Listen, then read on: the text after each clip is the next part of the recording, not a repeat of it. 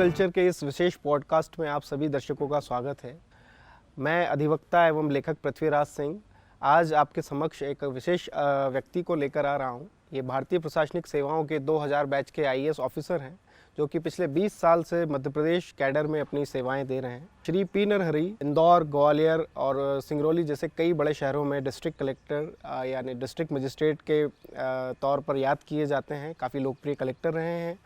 आपने मध्य प्रदेश सरकार में जनसंपर्क आयुक्त, नगरीय प्रशासन आयुक्त और फूड एंड ड्रग कंट्रोल आयुक्त के तौर पर आप सेवाएं दे चुके हैं। वर्तमान में आप पदस्थ हैं इंडस्ट्रीज कमिश्नर और एमएसएमई सेक्रेटरी के पद पर आप पदस्थ हैं। सर, बहुत बहुत स्वागत है आपका। Thank you Prithvi ji. Sir, सबसे पहले तो मैं यह जानना चाहूँगा कि एमएसएमई फैसिलिटेशन काउंसिल किस तरह से एक सिविल कोड से इतर है। एमएसएमई अधिनियम 2006 भारत सरकार ने ये जो MSME micro small medium enterprises act 2006 लाया गया था। उसमें micro small enterprises facilitation council का एक सेक्शन के रूप में इसमें प्रावधानित किया गया है।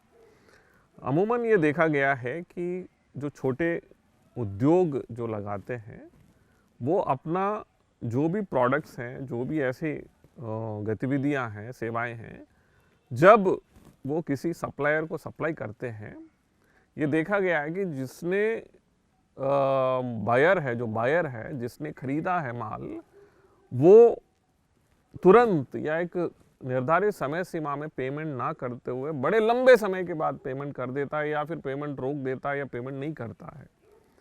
ऐसे समस्याओं के समाधान तुरंत हो, इसलिए इस micro small enterprises facilitation council का प्रावधान एमएसएमई अधिनियम 2006 में रखा गया है। ये एक फैसिलिटेशन काउंसिल है। इसकी जो भूमिका है वैसी ही है जैसे कोई आर्बिट्रेशन से संबंधित कोई व्यक्ति, एक्सपर्ट या फिर कोई संस्था काम करता है। तो ये माना गया है कि जब बायर और सेलर के बीच में जो पैसों का लेन देन से संबंधित समस्याएं रहती है, इससे पहले कि आप कोई रेगुलर कोर्ट में जाए और वहाँ पर जो समय लगता है उससे बचने के लिए और तुरंत निराकरण करने के दृष्टि से भारत सरकार ने इस अधिनियम में ये प्रावधान किया है। और ये एक काउंसिल है, फैसिलिटेशन काउंसिल है, जिसका आर्बिट्रेशन के समकक्ष का, मध्यस्थता के समकक्ष के रूप में देखा जा सकता है।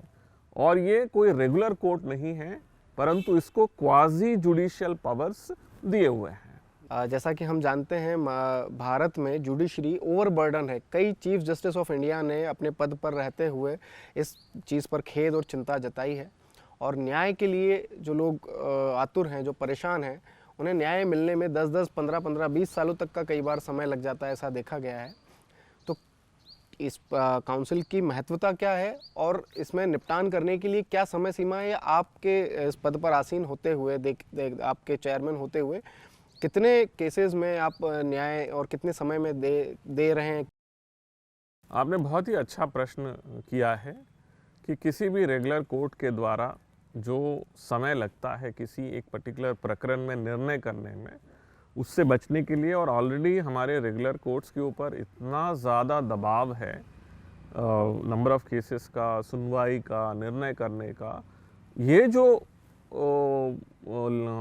बायर और सेलर के बीच में जो लेन देन से संबंधित समस्याएं हैं, इसको इस काउंसिल में लाते हुए इस अधिनियम के माध्यम से बहुत ही अच्छा एक निर्णय किया गया है कि काउंसिल में ये समस्याएं आए और वहाँ पे काउंसिल, ये एक बेनिफिशियल लेजिस्लेशन कहा जाता है। यानी कि बेनिफिशियल लेजिस्लेशन में इसमें जो सेलर है, यानी कि जो छोटा सा उद्योग जो चला रहा है, उसको पैसों की त्वरित आवश्यकता रहती है।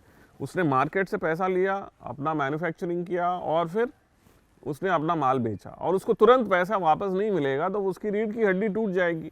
तो यहाँ पर बड़े सोच विचार के साथ भारत सरकार ने ये अधिनियम लाया है ताकि त्वरित निराकरण हो, त्वरित निर्णय हो और जिस सेलर ने अपने माल बायर को दिया है उसको तुरंत पैसे वापस मिले और फिर वो काम अपना कंटिन्यूअसली रोटेशन में करता जाए और फिर सेलिंग करता जाए। तो ये बेनिफिशियल लेजिस्लेशन के रूप में हमको इसको देखना चाहिए। और फैसिलिटेशन काउंसिल के अध्यक्ष के रूप में और हमारे सदस्यों के साथ हमने निर्णय लिया कि हमको कम से कम 15 दिन में एक बार बैठना चाहिए और समय अनुसार हम लोग जो है ये भी समय समय पर हम ये भी करते हैं कि एक दिन ऐसा ले लेते हैं जिस दिन हम 50-50 केसेस भी लगा देते हैं और प्रयास करते हैं कि उस एक दिन सुबह से लेकर शाम तक अनवरत हम केसेस की सुनवाई करें और उसका निराकरण भी करें।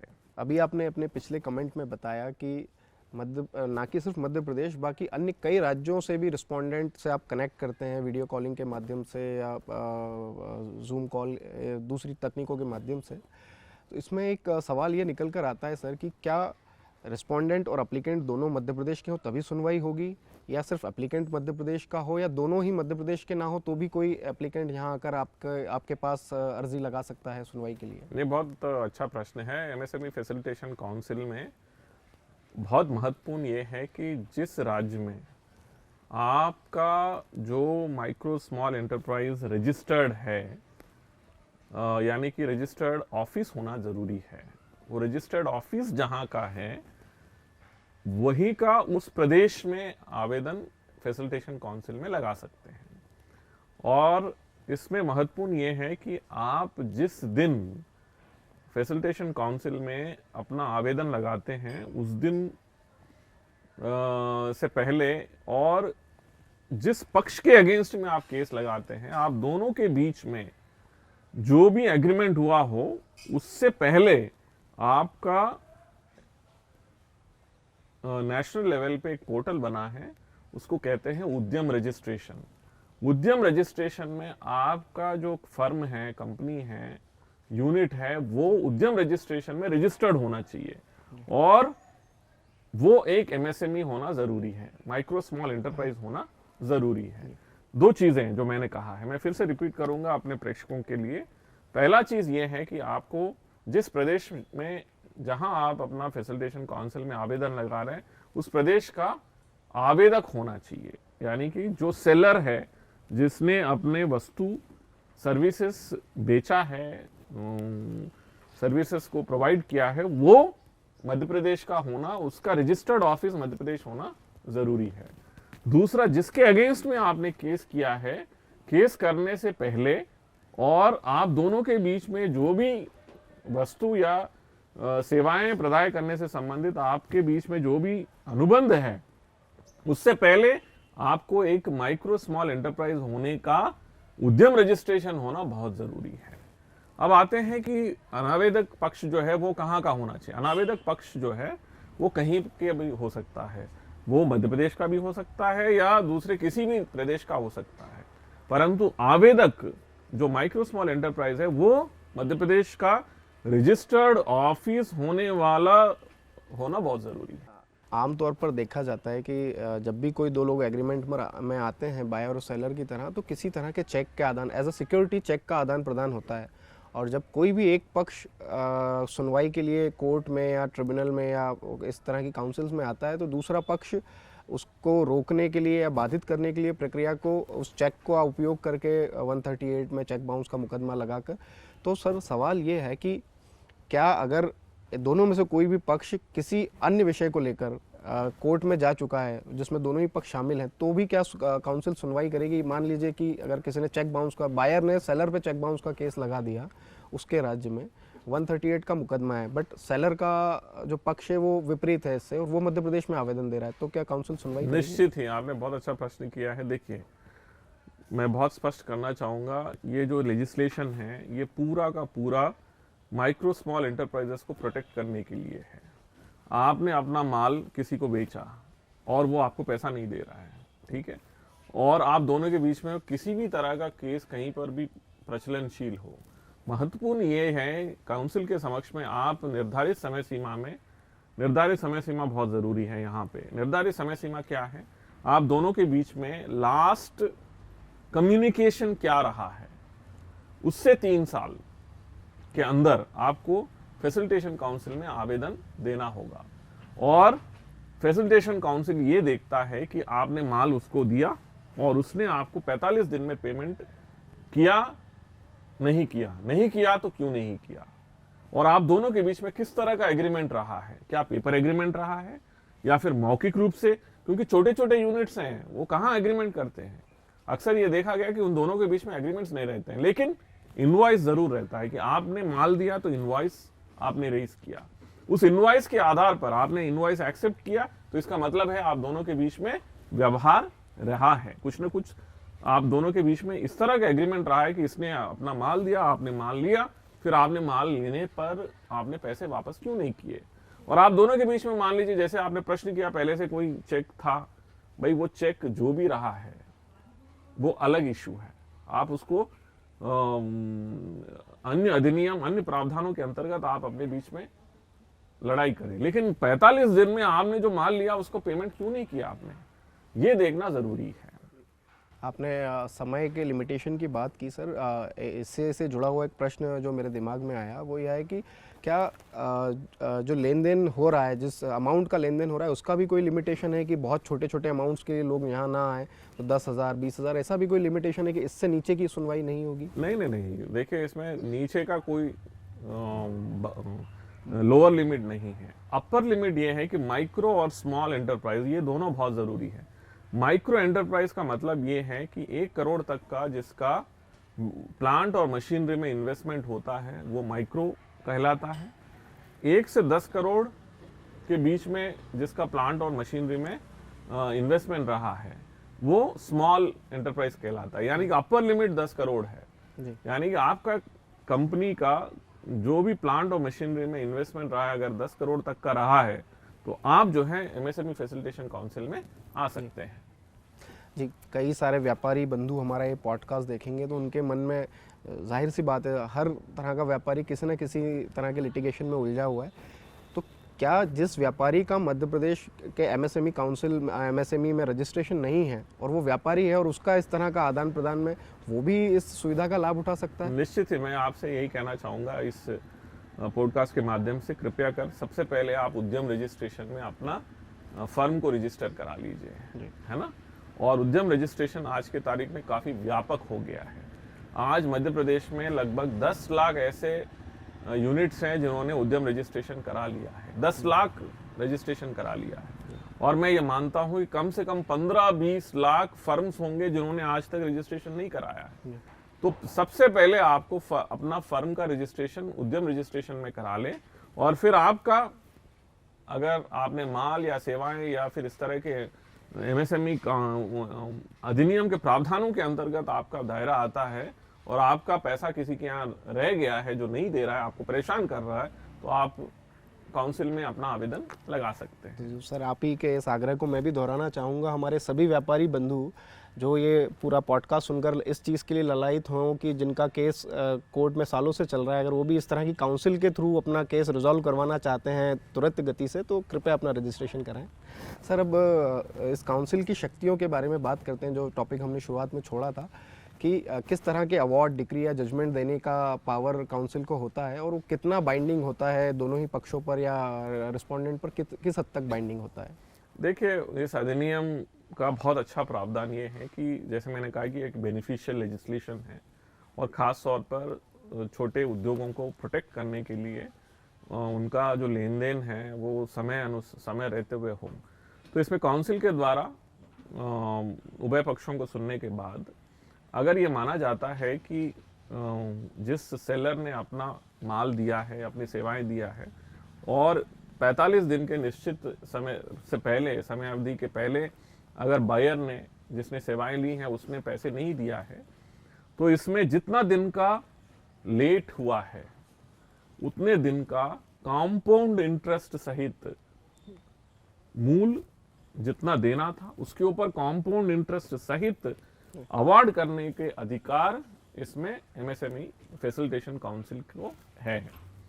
और काउंसिल के जो भी निर्णय होता है, काउंसिल का जो भी निर्णय होता है, ये उभय पक्षों के ऊपर बंधनकारी रहता है।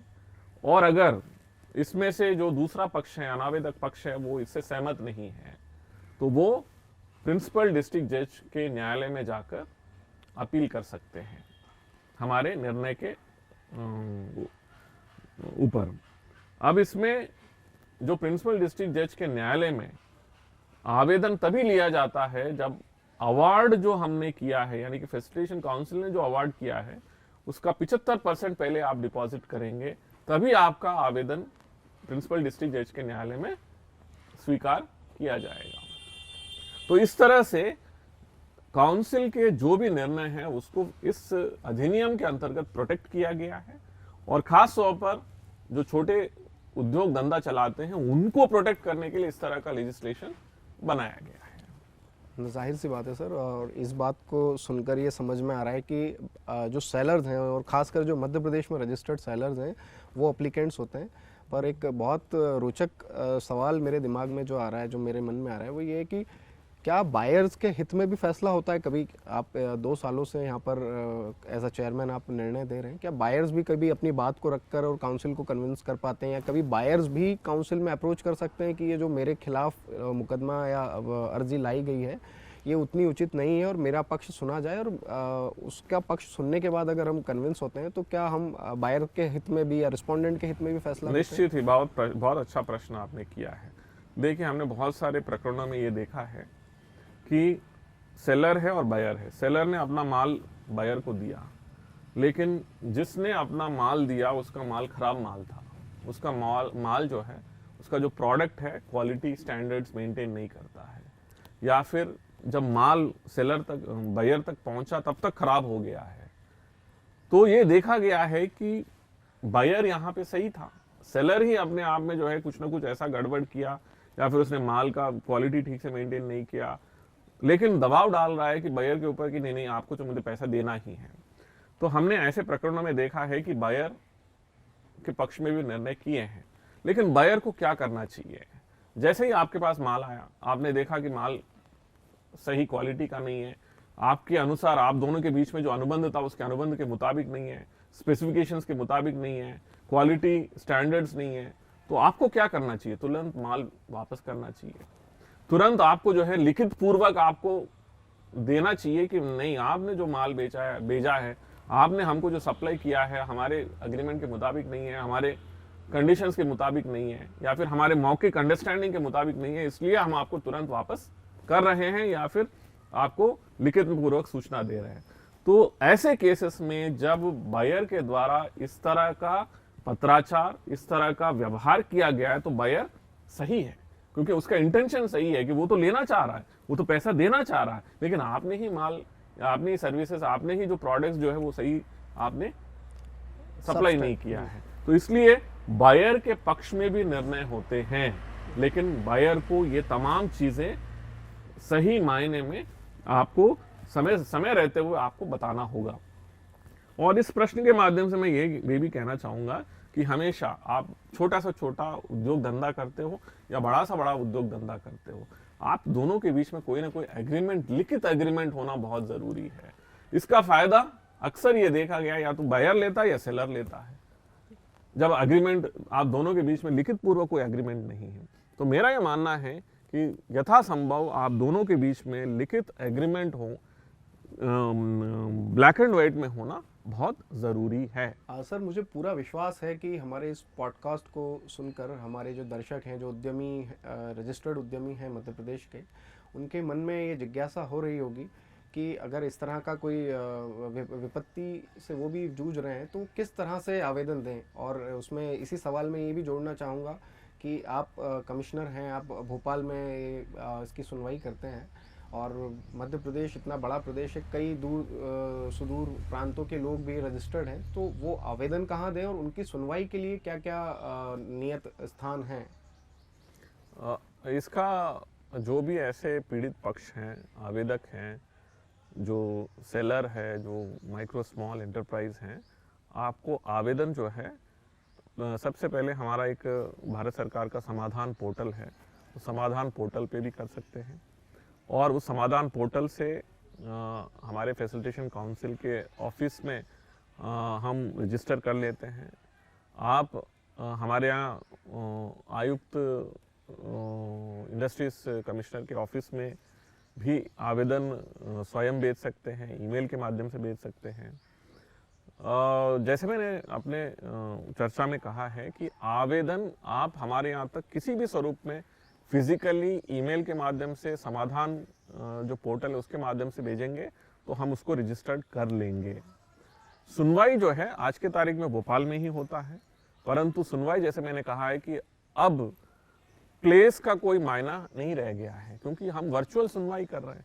आप चाहे रीवा में हो, शहडोल में हो, ग्वालियर मुरैना में हो, या फिर नीमच में हो, इंदौर में हो, कहीं से भी आपकी सुनवाई वर्चुअल माध्यम से किया जा सकता है। हम नियमित रूप से सुनवाई करने का प्रयास करते हैं और समाधान करने का भी प्रयास करते हैं।